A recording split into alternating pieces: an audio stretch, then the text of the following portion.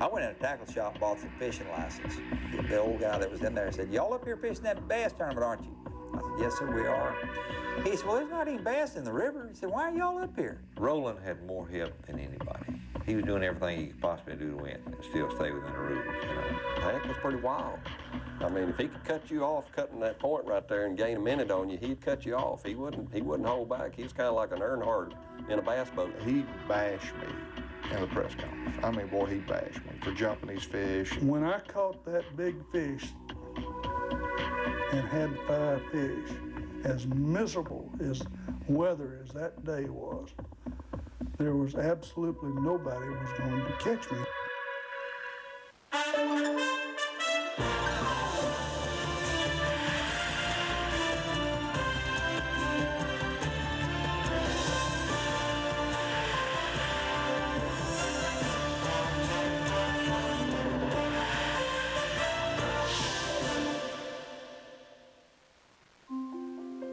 $1,000 was a gorgeous place for a classic. You wish all classics could be in a place like that. 1980 is the first time that I ever went to a tournament that there was endless amount of water that you could go to. You go right, you go to the Atlantic Ocean. You go to the left, you go to the Great Lakes, which is as big as the Atlantic Ocean. 1980 Classic was another one of those key moments in that it took the World Championship of bass fishing out of the South and put it into the North. We went to New York now. We got up there, everybody was impressed. We didn't know there was that many fish up in Yankee Land. In 1977, the Bassmaster Tour made its first trip to the St. Lawrence Seaway, a move that ultimately brought professional bass fishing's World Championship to New York in 1980. It seemed strange to everybody else, I guess, whenever we announced tournaments in upstate New York. You know, everybody thinks that all New Yorkers are rude, but upstate New York is like a different world. When you went into that country up there back in those days, it was like you'd stepped into 1940 because you saw almost no fiberglass boats. Very, very few of them. Everything that everybody had around there was old wood boats. They used them every day.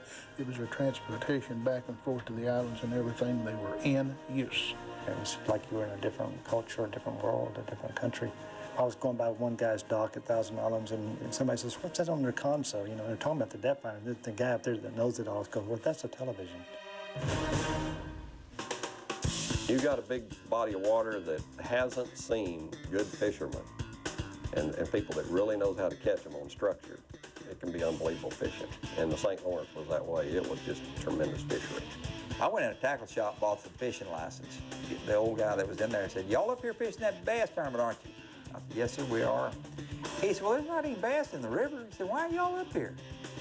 I said, "Well, somebody thinks there is." I said, "There's no bass out?" He said, "Oh, no." He said, "There's no largemouth bass in this river." He said, "You're not going to catch enough largemouth bass to fool with." He said, "Y'all are wasting your time." The locals would say there were no largemouth there. Matter of fact, the first time I ever went there to fish, I was under the pretense that there were no largemouth there. It was all smallmouth. The bass were actually trash fish up there. People that live up there, they thought a bass was kind of like a carp. You know, they wanted to catch the northerns and other things, walleye. First time I caught a largemouth, I caught about a 6-pounder right off the bat. And I'm thinking, man, I'm the only one in this tournament that's going to be catching largemouth. Well, the first day, there was a limit. Everybody in the tournament had a limit, and they were all largemouth. I mean, there might have been 10 limits of smallmouth and 220 limits of largemouth. So the locals found out real quick there was a lot of largemouth in the St. Lawrence. When you threw the bait out there, something was going to bite it. Some fish was going to bite. You could hardly make a cast without some type of fish biting it. I had about 5 of these special spinnerbaits that I had built. And then you're limited to 10 pounds of tackle, so you can't take everything you want to take. 10 pounds of tackle doesn't last very long. Them two, the critters eat a bunch of it. I lost 3 of them the first morning in Lake of the Isles, just pike biting them off. Oh, northerns, you had to carry a sack full of jigs. I mean, you couldn't just go up there with half a dozen jigs, because that might be 6 casts you got in the wrong grass bed. They'd bite you off faster than you could tie them on. All of a sudden your line is just flapping in the wind with nothing attached anymore, and you don't even know what occurred. And eventually, after the novelty wore off, you know, we started getting these northern pike that were just everywhere.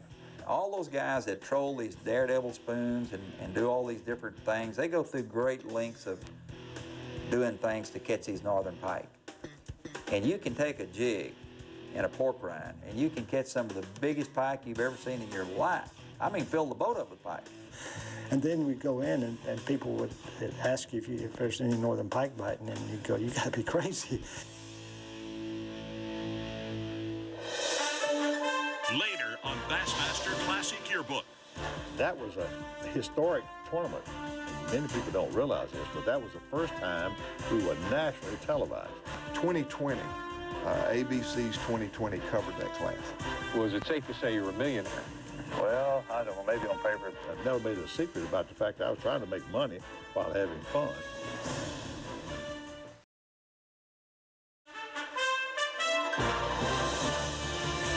Bassmaster Classic Yearbook is brought to you by Toyota Tundra, Berkeley Trilene,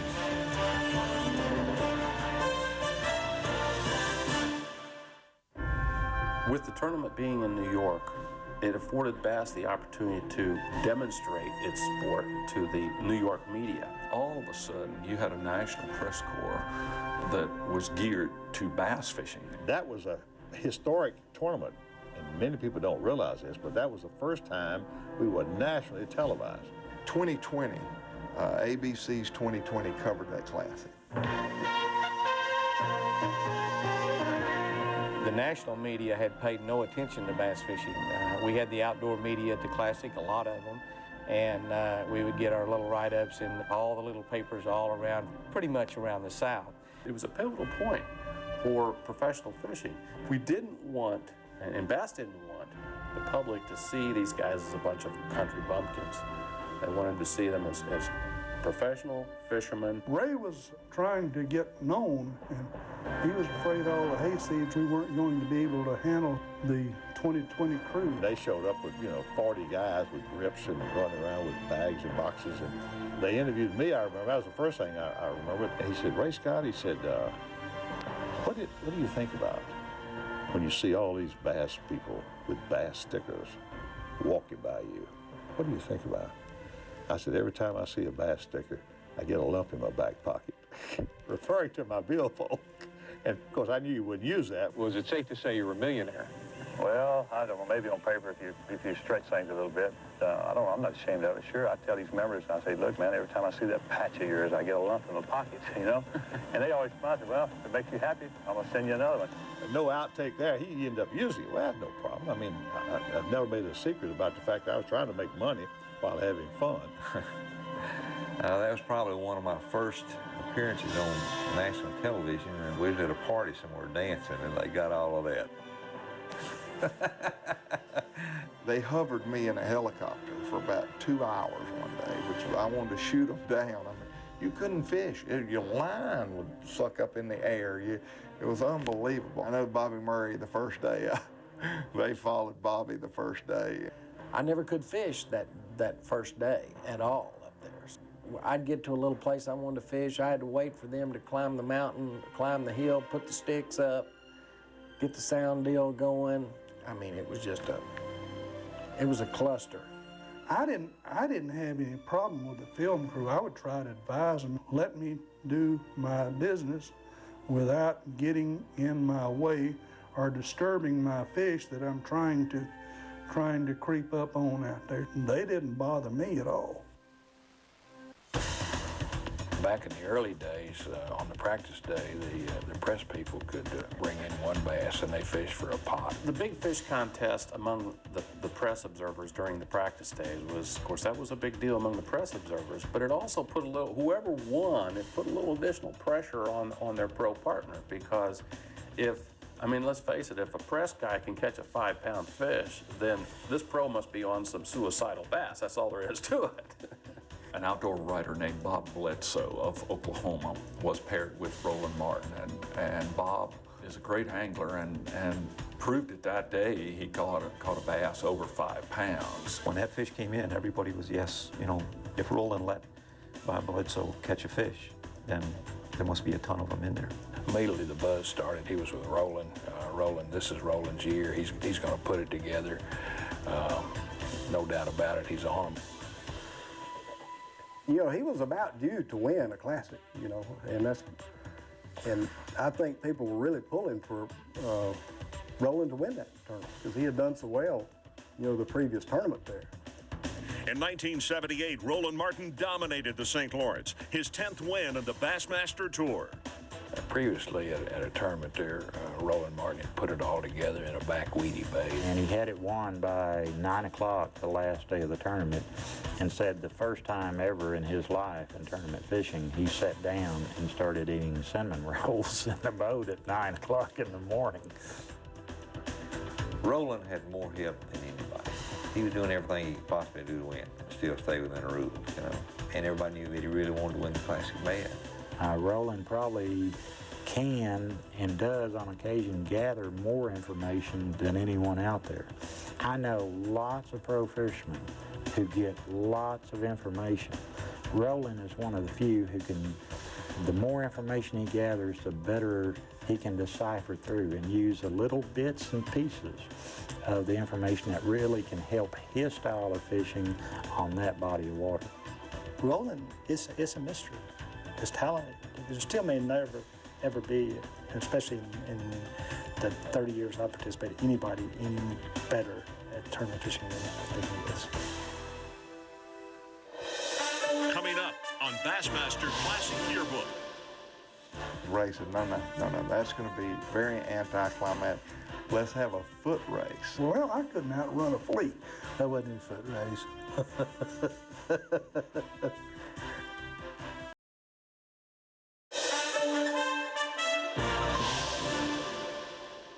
Ray used anything he could do, anything he could think of, often to extremes, to kind of entertain the crowd.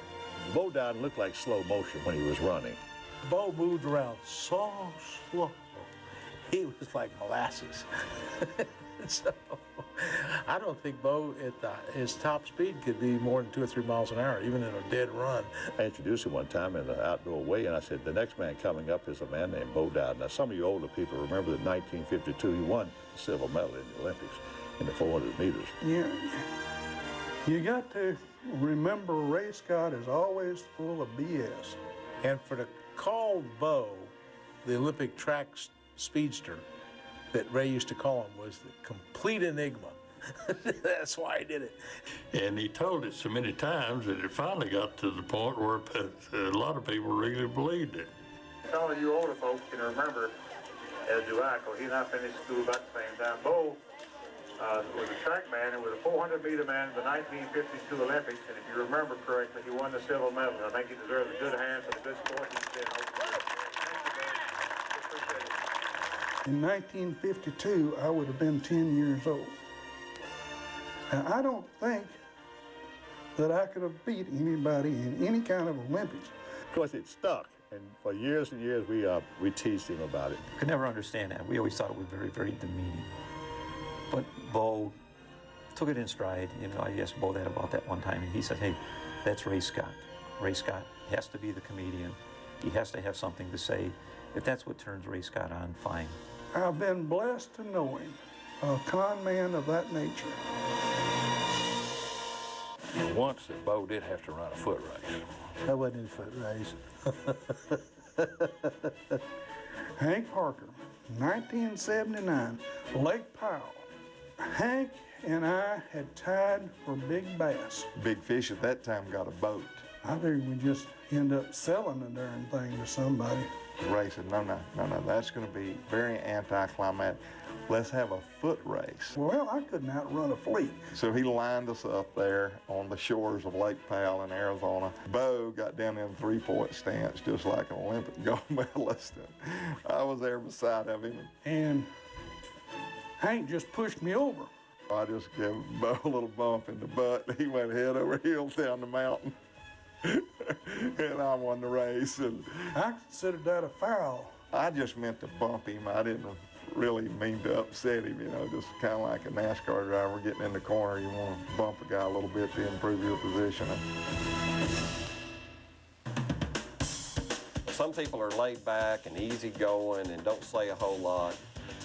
Hank's a terror. When he got behind the boat, his eyes would glaze over. And he scared a lot of people when Hank was a tournament fisherman, because Hank was pretty wild.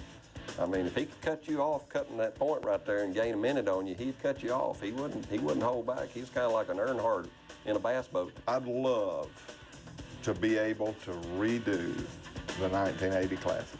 I was fishing with Uncle Homer Circle, who is probably the single most respected outdoor rider in this whole industry.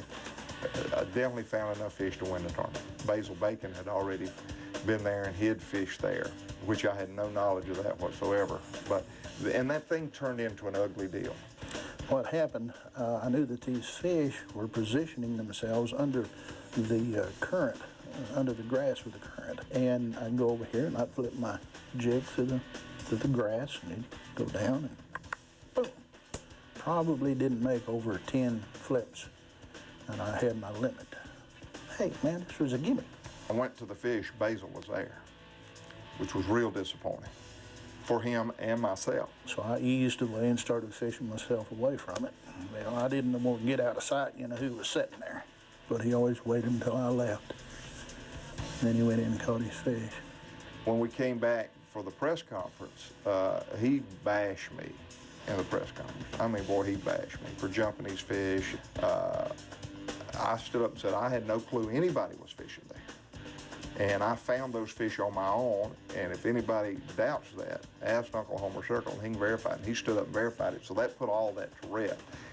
The last day, I was going straight to him, and I was going to start with my spook and then flip and really hammer those fish.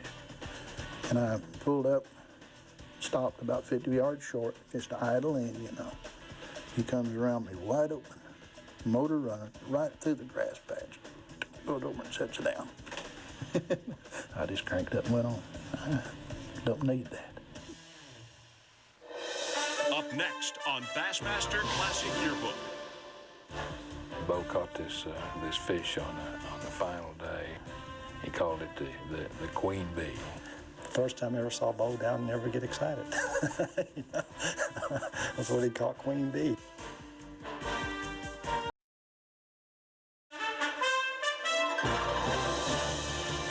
Bassmaster Classic Yearbook has been brought to you by Purolator, Toyota Tundra,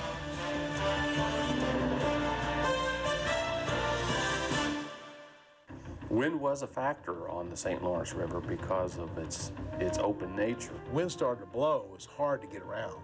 We had a real tough time getting up and down the river with 25-mile-an-hour winds. I mean, you couldn't run the main channel. I know I came up the lake one day behind a big steamer. Now, I'm not talking about a little boat. I'm talking about one that's 10 stories high and 5 football fields long, a big old transport, ocean-going steamer. These old motor guide trolling motors had a shear pin, and that rough water had broken the column in the shear pin, and I could see the bracket up there flopping up and down. That was really of great concern to me at that time. I took a pair of needle nose pliers and cut about 3 or 4 big fish hooks in two and jammed them in there to where it would make it through the day.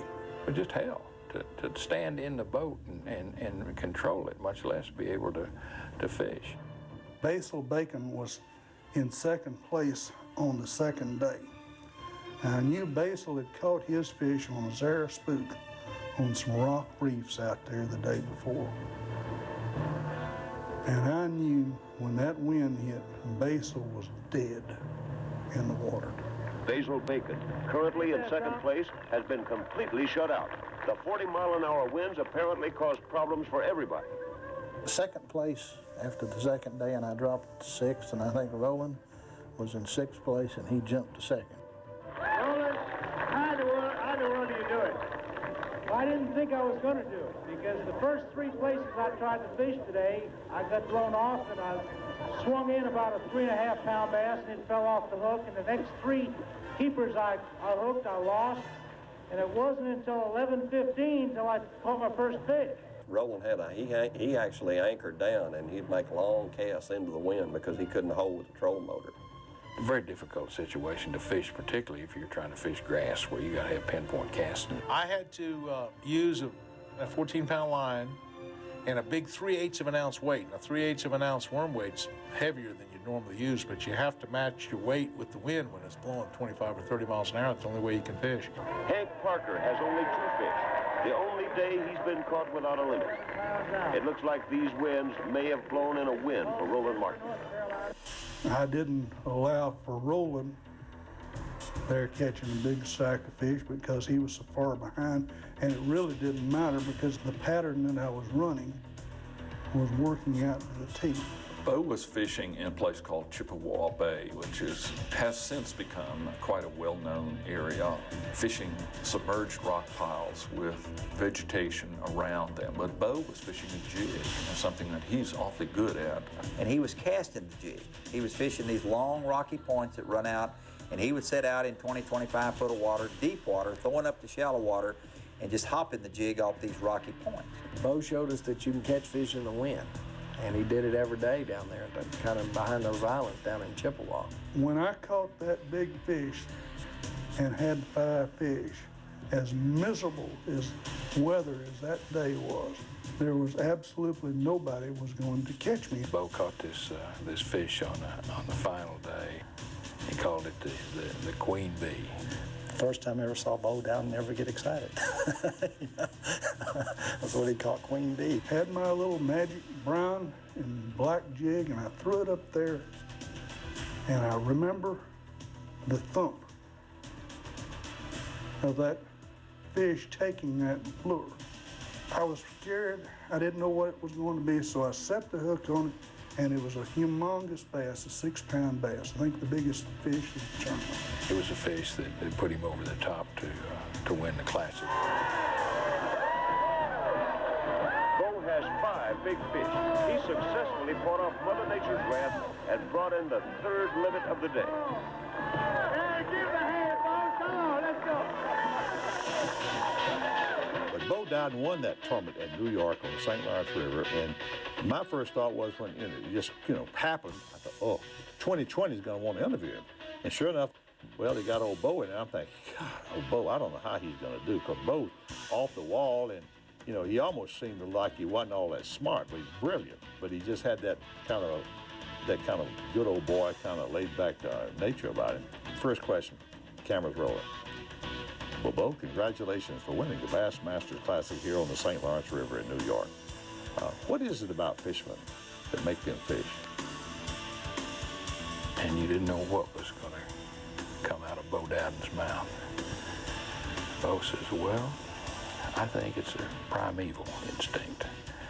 That man has always searched for food, and that's why he fishes. It's a prehistoric thing that goes back through the years and years and eons and eons. And it's just in his nature to catch fish. I looked at Bo, I said, primeval, where did you get that? Bo Dowden. I mean, he's saying that this in the soul of man is why he fishes. That was the perfect answer. I mean, how could you have ever said it more clearly?